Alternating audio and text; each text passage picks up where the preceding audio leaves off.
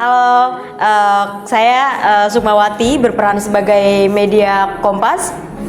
Halo, saya Radina Fasya berperan sebagai jurnalis di media Kompas. Halo, saya Rahaydi Ramasari selaku jurnalis dari media CNBC. Saya Junina Dorozaril berperan sebagai jurnalis dari media CNBC. Halo semuanya, saya Meisi selaku jurnalis CNN. Dan saya Elsa Fadestasia sebagai jurnalis CNN. Terima kasih.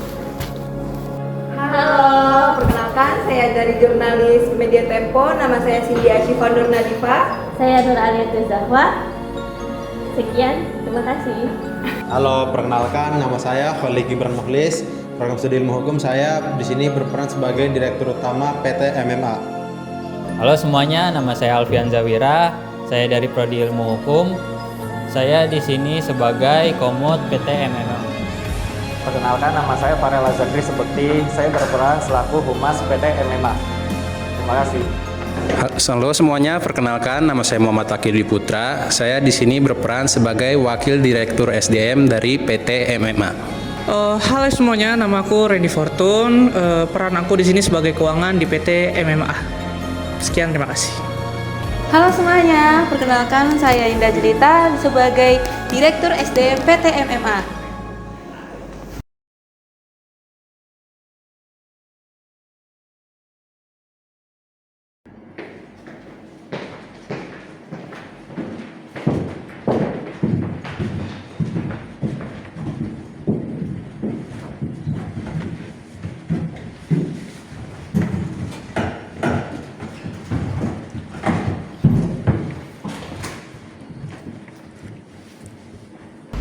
Baik, selamat pagi rekan-rekan media, perwakilan masyarakat, dan para tamu undangan.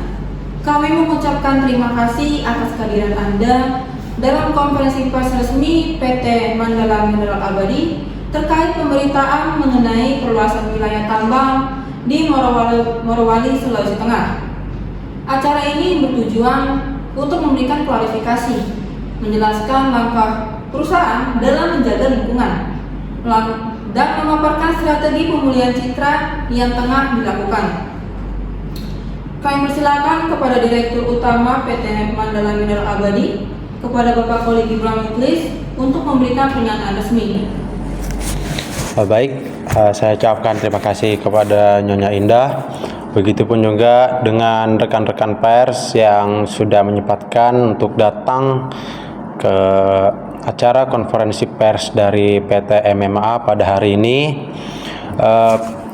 Sebetulnya saya sebagai dirut dari PT MMA selaku orang kepercayaan daripada pimpinan perusahaan diamanatkan untuk memimpin konferensi pers ini. Konferensi pers ini diutamakan membahas mengenai soal kasus yang sempat viral beberapa waktu yang lalu, beberapa minggu yang lalu, terutama yang berselebaran di media sosial mengenai hashtag atau tagar Save Morowali, ya Save Morowali. Sebetulnya itu terjadi ada miskomunikasi aja dan ada misinformasi. Maka dari itu kami secepatnya harus melakukan konferensi pers supaya tidak ada kericuhan yang lebih besar antara informasi yang tidak dikonfirmasi oleh perusahaan dan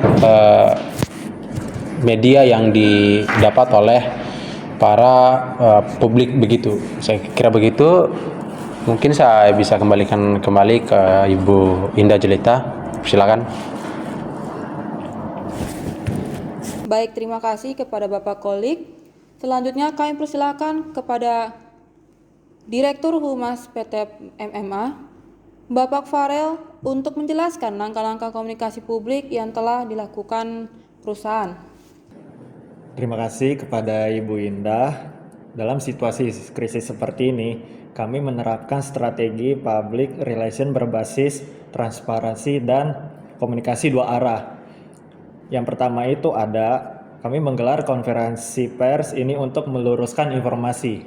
Lalu yang kedua, kami aktif di media sosial resmi PT MMA menanggapi pertanyaan publik secara langsung agar tidak terjadi salah tafsir.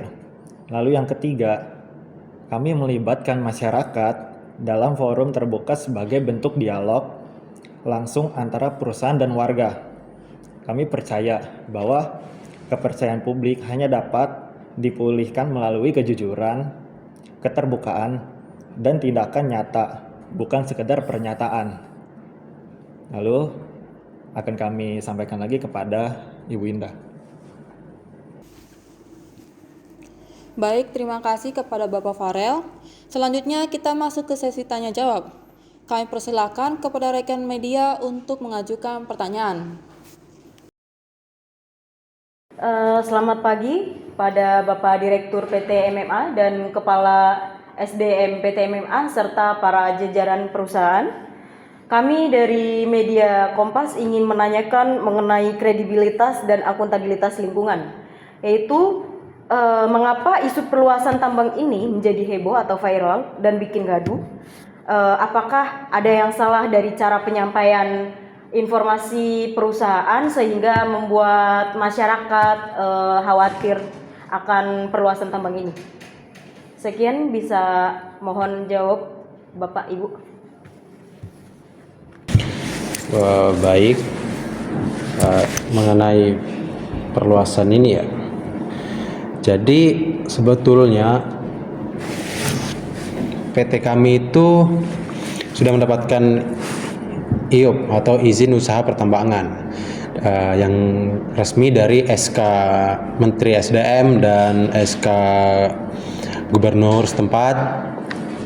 Namun mengenai soal kegaduhan itu tidak dapat dipungkiri bahwa dari pihak Direktur Media dan Informasi perusahaan kami pada sekitar 1 sampai 2 September itu memang betul tidak mampu, bahkan tidak bisa memberikan informasi kepada publik karena adanya error pada situs web kami gitu. Jadi sekiranya ya bukan karena kami melakukan pelanggaran, bukan karena kami tidak sesuai dengan prosedural, bukan berarti kami melanggar norma dan tidak ada pelanggaran pasal ataupun peraturan yang berlaku di Indonesia. Hanya saja memang adanya kelalaian teknis dari pihak media dan informasi perusahaan kami, sehingga adanya miskonfirmasi dan misinformasi dari perusahaan kepada publik, sehingga itulah yang menyebabkan publik itu gaduh begitu. Saya kira begitu ya. Mungkin ada pertanyaan lanjut. Terima kasih untuk jawabannya. Berikutnya saya ingin bertanya karena akan khawatiran warga di mana tambang ini makin dekat dengan hutan atau sumber air. Bagaimana cara Bapak atau Ibu meyakinkan publik bahwa perluasan ini aman dan tidak melanggar aturan lingkungan? Sekian, bisa mohon dijawab Bapak, Ibu.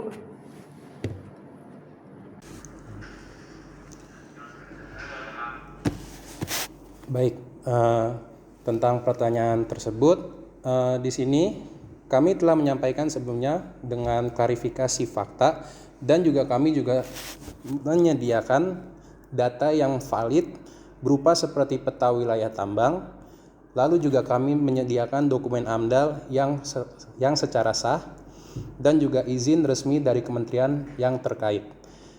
Dan di dalam peta tersebut kami dengan jelas menunjukkan bahwa wilayah operasional kami itu sudah mematuhi batas-batas yang ditetapkan dan juga telah disahkan oleh dari Kementerian Lingkungan Hidup dan juga Kehutanan sejak tahun 2023.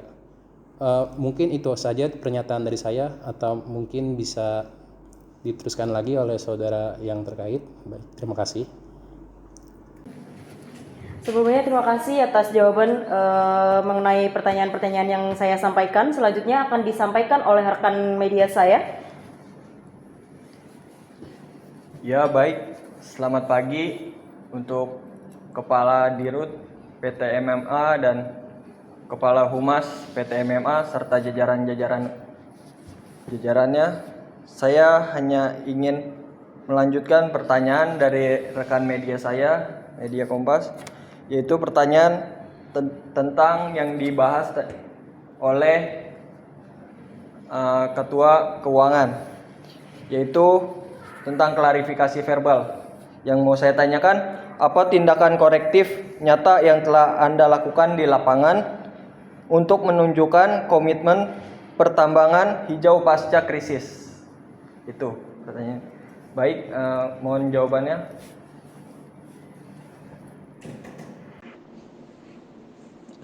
Baik, saya akan menjawab ya terkait yang Kompas Bapak tanyakan tadi.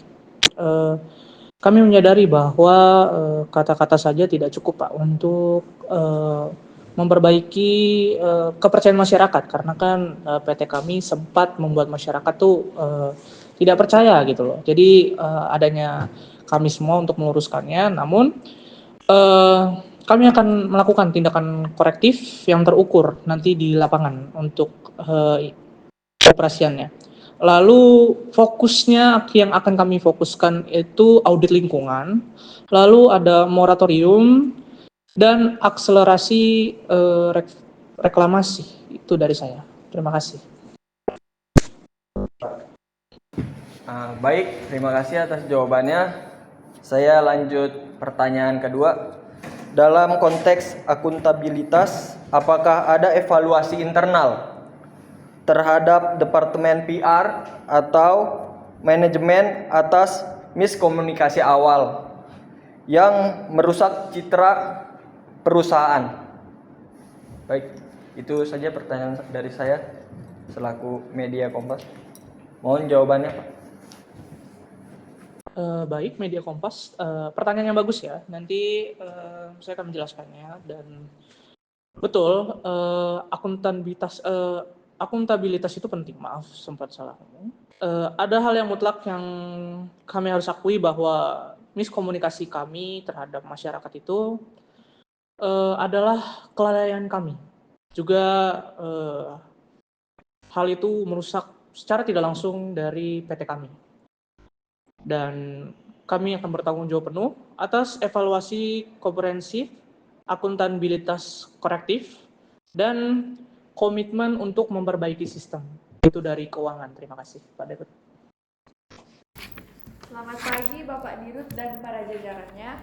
Saya dari perwakilan jurnalis media CNN akan bertanya tentang kenapa perusahaan memilih untuk mengakui kesalahan dan melakukan perbaikan, bukan menyangkal atau membantah. Sekian, mohon dijawab pertanyaannya Bapak Ibu.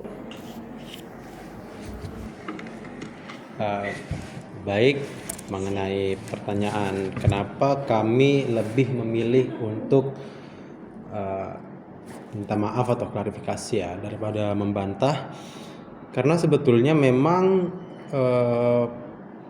problem solvingnya adalah kami yang seharusnya paling bertanggung jawab untuk menyebarkan informasi itu berdasarkan Undang-Undang Keterbukaan Informasi Publik.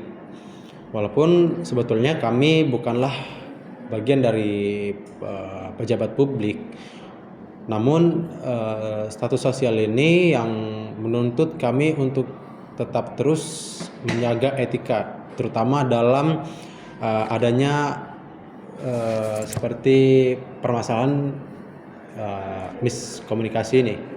Jadi ya memang sudah semestinya sih kami yang menjabat ini di perusahaan harus terang-terangan gitu. Jika memang kami benar ya kami akan katakan kami benar. Jika kami yang salah, kami akan katakan ya kami salah. Ya. Hanya saja nanti ketika kami salah akan kami usahakan untuk evaluasi supaya kedepannya tidak terulang kembali. Ya saya kira seperti itu ya pertanyaan jawaban dari saya ya. Mungkin ada pertanyaan lainnya. Terima kasih atas jawabannya Bapak Ibu. Selanjutnya saya akan bertanya tentang gaya bicara seperti apa yang digunakan pimpinan saat menyampaikan klarifikasi supaya pesan bisa diterima dengan baik. Sekian pertanyaannya. Terima kasih. Oke, baik. Untuk pertanyaan itu, saya akan menjawab dengan dari personality saya sendiri, public speaking dari pimpinan kami itu agak menjadi titik sentral untuk kita. Jadi untuk gaya yang diutamakan dalam public speaking ini, kita menggunakan dengan gaya profesional tentu saja, dan juga secara lugas, transparan, dan juga berempatik. Atas sikap yang tidak defensif itu juga bisa untuk membantu meredam dari kritik tajam, dan juga bisa untuk menyampaikan pesan yang dimana secara meyakinkan, dan juga kita dengan berbasis data yang menjadi kunci untuk menjaga kredibilitas perusahaan. Terima kasih. Mungkin hanya itu saja dari saya. Terima kasih atas jawabannya Bapak Ibu. Selanjutnya pertanyaan berikutnya akan dilanjutkan oleh rekan saya. Baik, sebelumnya izinkan saya memperkenalkan diri. Nama saya Elsa Stasia, perwakilan jurnalis dari CNN. Izinkan saya melanjutkan pertanyaan dari rekan sebelumnya. Pertanyaan pertama, langkah apa yang dilakukan PT MMA untuk membangun kembali kepercayaan publik setelah munculnya berbagai pemberitaan negatif? Sekian pertanyaan dari saya. Ya, terima kasih atas pertanyaannya dari perwakilan CNN ini. Izinkan saya untuk menjawab. Jadi langkah yang akan kami lakukan untuk mengembalikan kepercayaan publik yaitu dengan mengevaluasi semua kesalahan yang telah dilakukan oleh PT MMA kami. Jadi untuk kedepannya kami berusaha agar tidak terjadi miskomunikasi terhadap informasi di media sosial pada PT MMA, sehingga informasi yang telah kami berikan itu tidak semerta-merta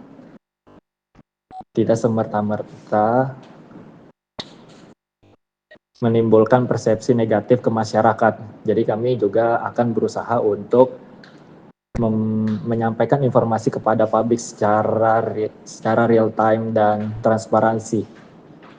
Jadi itu saja, terima kasih. Terima kasih atas penjelasan dan waktu yang telah diberikan. Kami dari CNN sudah cukup memberikan pertanyaan. Selamat pagi kepada Bapak Direktur PT MMA beserta jajarannya. Saya dari Media Tempo ingin bertanya mengenai trending topik di media sosial, bagaimana PT MMA menggunakan agenda setting teori untuk mengendalikan narasi negatif. Baik, langsung aja biar cepat ya. Dalam sebuah perusahaan itu negatif itu tidak harus sepenuhnya tidak ada, karena balik lagi negatif itu akan membangun perusahaan MMA ini jauh lebih baik dari sebelumnya biar terhindar dari miskom dan segala macamnya toh. Jadi kami dari anggota-anggota kami ya, dari Derut dan semua jajaran-jajaran kami akan mengelola kembali agendanya tersebut, agenda media, lalu secara aktif untuk merealisasikan agenda tersebut. Strategi kami yang bisa saya berikan kepada media press ini ya, menyeimbangkan framing positif dan negatif. Jadi secara tidak langsung perusahaan kami berada di tengah-tengah gitu loh. Jadi kami akan berusaha untuk menyeimbangkan framing negatif dan positifnya. Itu dari kami. Terima kasih. Terima kasih untuk Bapak Direktur untuk jawabannya. Saya ingin lanjut ke pertanyaan kedua. Mengapa komunikasi dua arah melalui media sosial dan forum publik dianggap lebih efektif dalam meredam konflik informasi dibandingkan pernyataan satu arah tradisional? Terima kasih.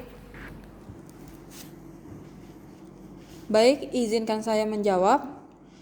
Komunikasi dua arah ini sesuai dengan prinsip PR yang bersifat tuh dialogis dan responsif, yang memungkinkan tuh kami mendengarkan keresahan publik secara langsung dan meminimalisir kesalahpahaman. Ini tuh membangun fondasi kepercayaan yang kokoh dari rekan-rekan media sekalian. Terima kasih untuk jawabannya. Saya alihkan kepada media saya yang kedua. Baik, selanjutnya Untuk pertanyaannya, yang pertama, bagaimana efektivitas siber perusahaan PT MMA dalam mengatasi dan meredam penyebaran rumor atau hoax di platform digital lain selain situs resmi atau perusahaan? Sekian, terima kasih. Baik, izinkan saya menjawab. Cyber PR ini memungkinkan kami melakukan klarifikasi hoaks secara langsung dan cepat.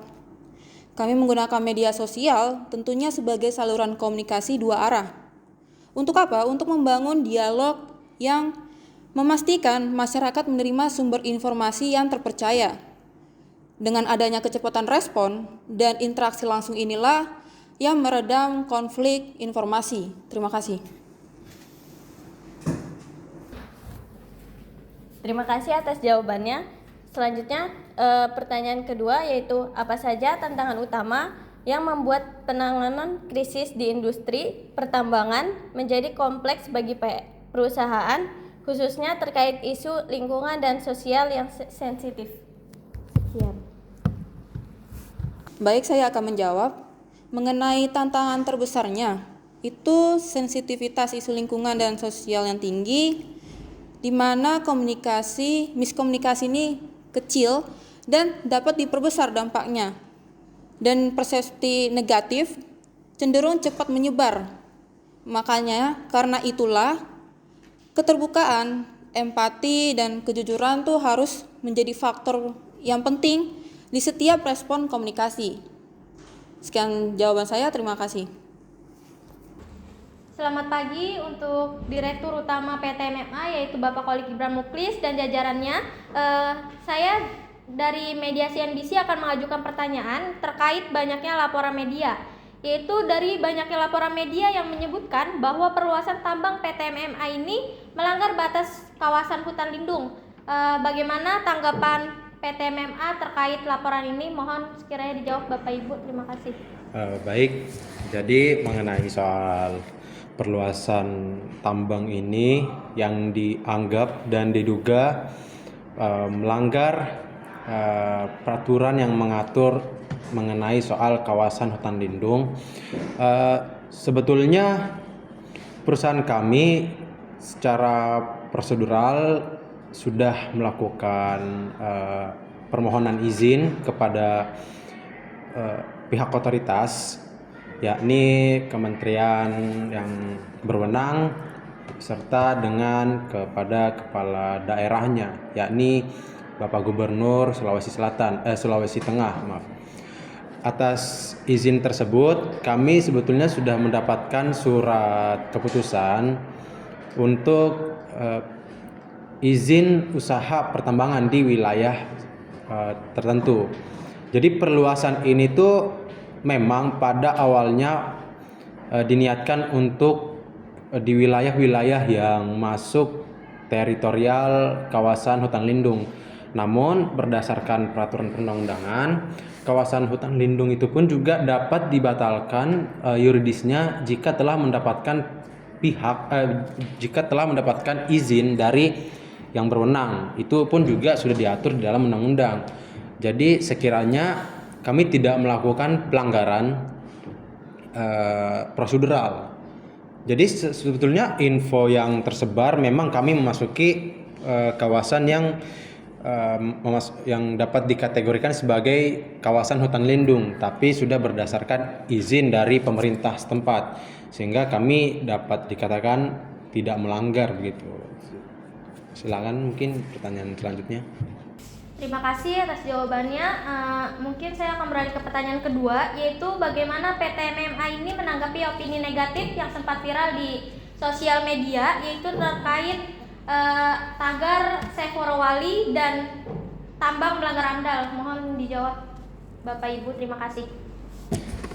Jadi sebetulnya mengenai soal persepsi negatif yang tersebar di masyarakat, terutama di media sosial ya, mengenai tagar Chef Morowali itu, tanggapan kami sebetulnya tidak perlu ada yang dipersekusi, terutama kami tidak perlu membawa hal ini ke ranah pengadilan karena berdasarkan Indonesia ini juga negara yang demokratis, artinya semua berhak untuk beropini. Bahkan sekalinya pun opini tersebut berdasarkan data yang belum konkret, itu pun juga tidak menjadi sebuah masalah. Bahkan sebetulnya ini tanggung jawab besar kami dari perusahaan, bagaimana supaya opini-opini itu tidak merembet ke jangkauan yang lebih luas, dengan cara ya kami menyelenggarakan konferensi pers ini. Betul begitu kan kira-kira? Betul. Ya, itu pun juga sudah diperintahkan oleh pimpinan begitu. Atas hal tersebut juga kami tidak mungkin harus mempermasalahkan persepsi masyarakat kan, karena memang kami yang salah secara fakta lapangan. Adanya misinformasi yang disebabkan kelalaian dari tim media kami begitu. Jadi tidak ada itu sebetulnya persepsi negatif positif itu gak ada, itu cuma memang karena ada kelalaian aja sih sebetulnya, sekiranya begitu. Terima kasih jawabannya Bapak Ibu. Mungkin pertanyaan selanjutnya akan diajukan oleh rekan saya. Baik, pertanyaan pertama yaitu bagaimana PT MMA menghadapi pemberitaan media saat krisis. Silakan mohon dijawab Bapak Ibu. Terima kasih. Baik, terima kasih atas pertanyaannya. Jadi kami menerapkan prinsip cepat terhadap memberikan informasi, karena kemarin kita menghadapi situs yang sedang bermasalah, situs internal kami. Jadi kami akan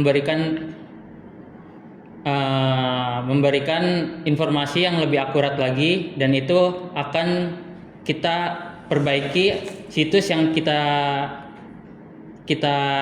sedang error itu. Jadi mungkin itu aja yang saya dapat sampaikan.